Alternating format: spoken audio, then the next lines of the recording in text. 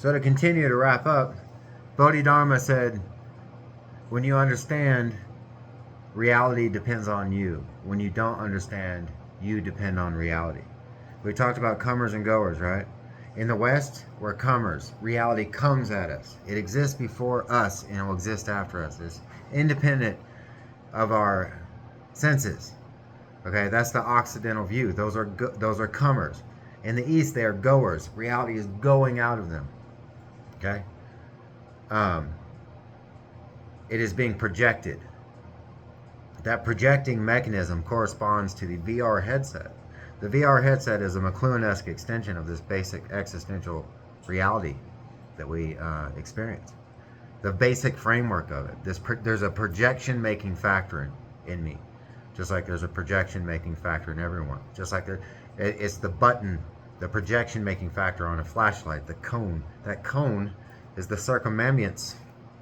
Okay, so if that cone of awareness about this big or whatever, the scale, whatever, if that's all there is, and if I'm making it, it's like a simulation. Only this simulation doesn't involve like tracking down FBI whatevers and all that and broken arrows and nuclear missiles. No, man. This is a different kind of adventure. It's being graded. This is a moral test. This is a moral simulation in which the big event is when you're trying to do something and they're making a lot of fucking noise and getting on your nerves. That's the big event. That's beating the boss in the video game. You know how you beat the boss? Shut firm that mouth. And that pressure starts to build up. Well, you learn how to deal with the pressure. How do you deal with the pressure?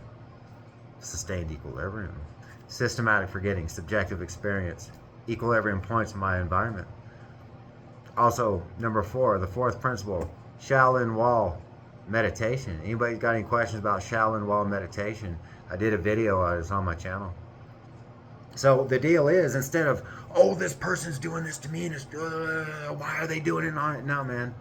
It's coming up in the circumambulance, which means it's coming up in the simulation. This whatever simulation, it's a non-technological simulation. It functions like a simulation. This cone of awareness. So what comes up in it appears, and you deal with it the best you can and move on quickly. Nothing sticks. Using sustained equilibrium practice. So now when somebody's getting on your nerves, it's like, oh, it's part of this simulation.